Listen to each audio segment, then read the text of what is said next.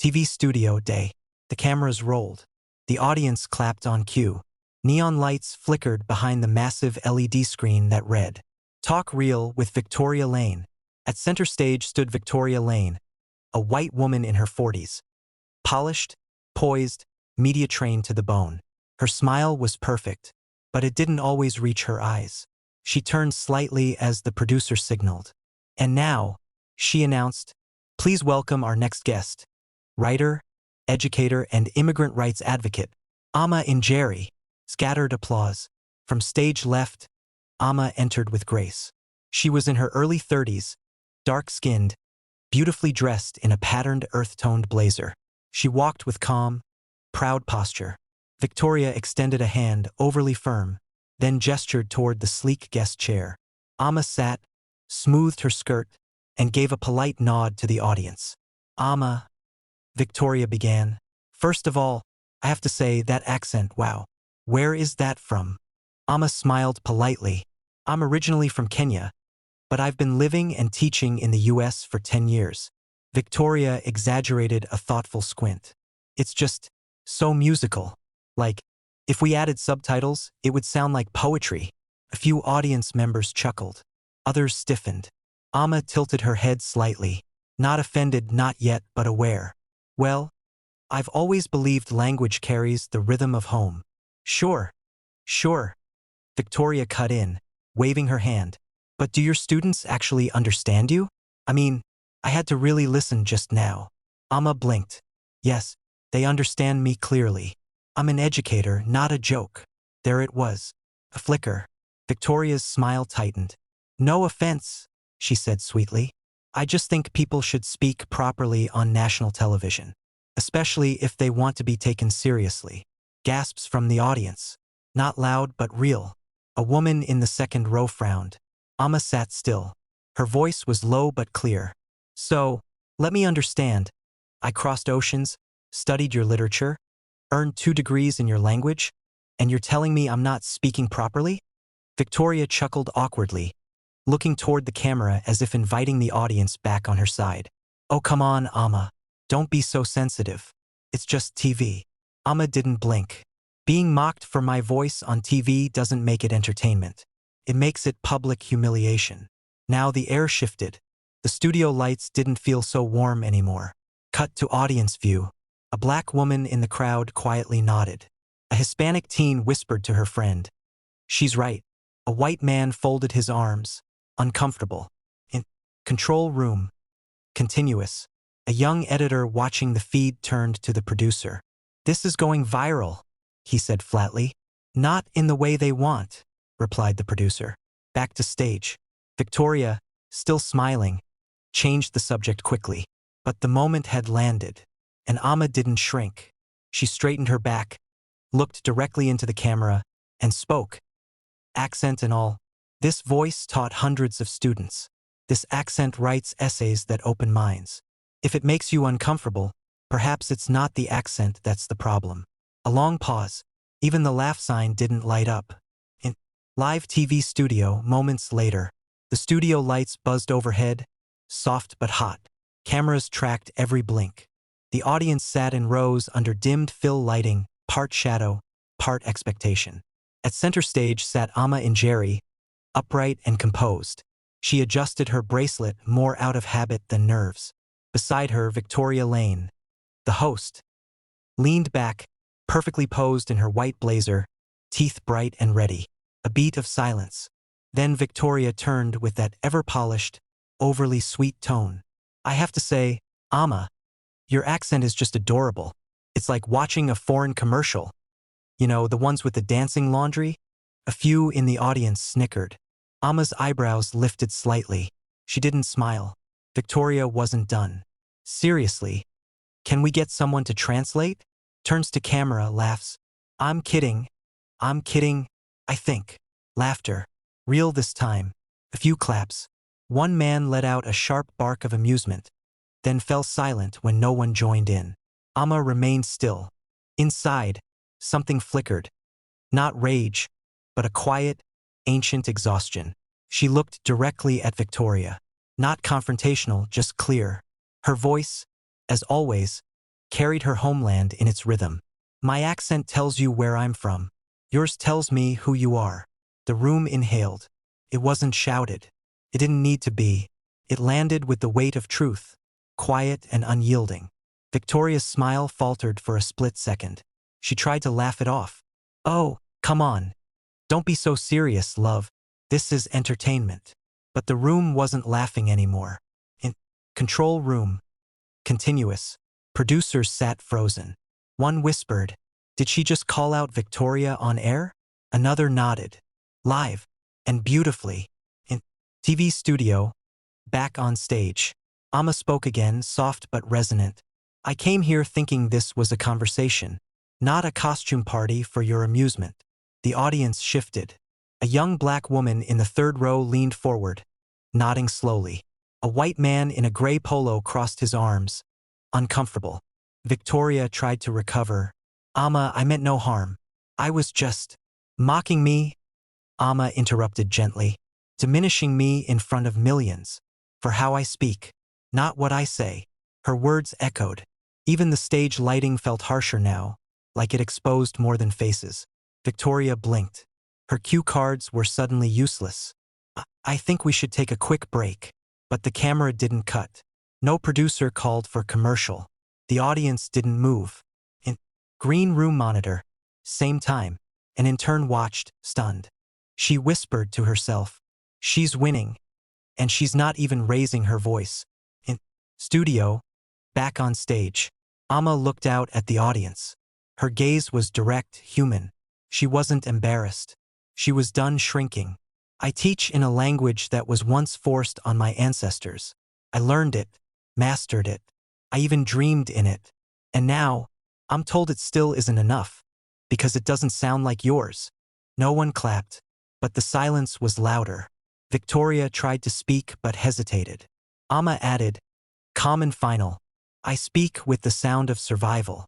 And if you can't respect that, perhaps you're not the host, just the echo chamber." The camera zoomed in on Victoria's face. Slightly pale, her smile gone. Zoom out. Amma's silhouette upright, dignified, unwavering. In small apartment, night. A laptop screen glowed in the dim room. Layla, 22, sat on the floor with a blanket over her shoulders, earbuds in, bowl of noodles untouched beside her. On screen, a reposted clip from the talk reel show. The moment played again. Victoria Lane, "Can we get someone to translate?" Laughter. Then came Amma's reply, "My accent tells you where I'm from. Yours tells me who you are." Layla paused, rewound, played again. The same shiver returned. She hit record on her phone. This wasn't just a clapback. This was survival wrapped in dignity.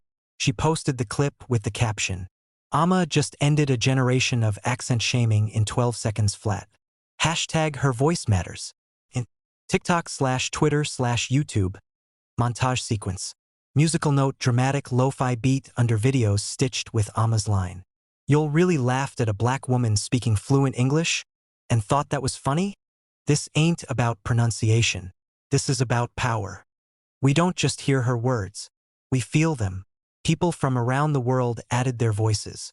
A Latina lawyer with a thick accent. "I've been mocked in courtrooms. Amma spoke for all of us today." A French-Algerian immigrant in Paris. "I learned English in refugee camps. You will not silence us." A white teenager from Canada. "I didn't understand until now. Accent is not equal to intelligence. I'm listening." The video hit 2 million views in 5 hours. Then 10. Then 25. In newsroom, morning. Kara, a black journalist, rushed to her editor with a coffee-stained notepad. "This is more than a viral clip. It's a movement." He looked up, already knowing. Amma's story is everywhere. She just got invited to speak at the Global Voices Forum. In network boardroom, same time. Executives sat tense around a screen. "We're getting flooded," one said. "Emails. Advertisers. Viewers." Another scrolled through trending hashtags. Hashtag her voice matters. Hashtag accent is not shame. Hashtag cancel Victoria Lane. Hashtag we stand with Amma. What's the damage so far? 2 sponsors pulled out. For more want statements. What about Victoria? She thinks it'll blow over. It won't, Damon said quietly. Int. Amma's apartment, night. Amma sat curled on her couch, phone buzzing nonstop. She had dozens of notifications, but her hand hovered over one message in particular. From unknown. You didn't just speak, you woke us up. She looked around her modest living room, books stacked, student papers on the table, one lamp casting warm light. Tears welled in her eyes, but she smiled. Not from triumph. From truth. Int. Studio green room, next day. Victoria sat alone. No makeup. No lights. Her phone buzzed. A new headline.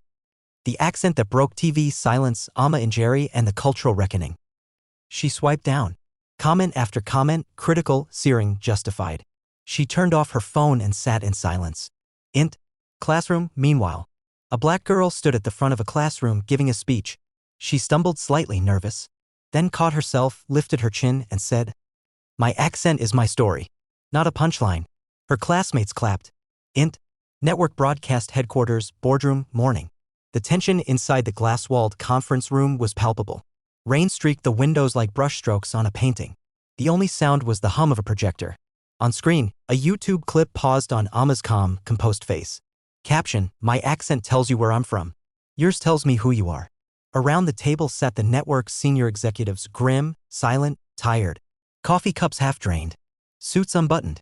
No jokes today. Damon Chase, head of programming, broke the silence. "We have over 45,000 emails. Our inbox servers had to be throttled overnight." Kendra, head of public relations, added. "We've lost 5 sponsors since midnight. And Victoria's name is now a liability." He didn't respond right away. He just stared at the screen again. "Did you watch the full clip?" he finally asked. "Twice," said another exec. "And I still feel sick." Int. Makeup room, elsewhere in the building, same time. Victoria Lane sat in front of the mirror, still like a statue under warm lights. Her usual glamour was gone. No camera-ready smile, no crew fluttering around. Just her in silence. She scrolled through her phone. Comments filled every post she ever made. "You humiliated her. And yourself. You used to be my idol. Now I see your truth." Mocking intelligence because it had a different melody. Unforgivable. She clicked on a headline. Victoria Lane faces backlash over racist remarks. AMA in Jerry's Grace shines. Her fingers curled. Her chest tightened. For the first time in her career, she had no control of the narrative. Int. Network boardroom, minutes later. The door opened. Victoria entered, not with her usual stride, but slower. Controlled. Everyone turned. "So this is it?" she asked calmly. Damon nodded. "This isn't about saving face anymore, Victoria. It's about doing the right thing. You know I was joking." That audience laughed. "They laughed because you were the host, not because you were right." Victoria bristled. "So I'm your scapegoat?" "No," Kendra said. "You're our mistake." A heavy pause. "We'll announce your departure by noon. If you want to control the wording." "No," Victoria interrupted. "You do what you have to." She walked to the window, watching the traffic crawl below. Her reflection barely visible in the glass. "I built this show," she murmured. "And then you buried it," Damon replied softly. Int. Network lobby, moments later. Victoria descended the marble stairs slowly, her heels echoing. Security opened the doors politely but decisively. Outside, a few photographers waited. One yelled, "Victoria, do you regret what you said to Amma?" She didn't answer. Just walked past them into a waiting black car. The door shut. The windows darkened. Her image disappeared into glass and rain. Int. Amma's apartment, evening. Amma sat on her couch, phone in hand, scrolling through messages, but now they weren't threats. They were thank yous. "You spoke for my mother. You gave my daughter pride in her accent. You didn't just survive. You taught." She placed her phone down gently and stared out the window. Across the street, a little girl with dark skin rode her scooter, laughing freely. Her voice rang out in Swahili. Amma smiled. Int. Studio, and next morning. A placeholder graphic flashed. Talk reel, special programming today. The screen faded to black. Int. University auditorium, evening. A soft spotlight glowed over polished wooden floors.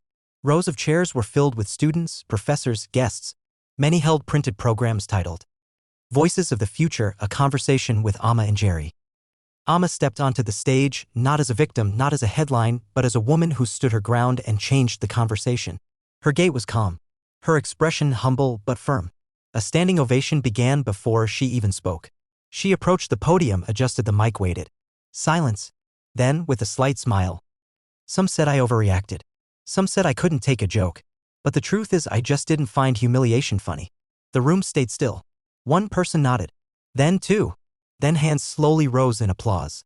They mocked my accent on television. But what they didn't expect is that people would hear past it. Int. Montage, social media, global reactions. A video clip of Amma's line, "My accent tells you where I'm from. Yours tells me who you are," was now quoted in multiple languages. In Nairobi, a classroom of girls recited her words in unison. In Paris, a mural artist painted her face on a wall with the caption, "Respect the sound of strength." In Mumbai, a young poet recorded herself saying, "Amma gave me back my voice, and this time I won't whisper."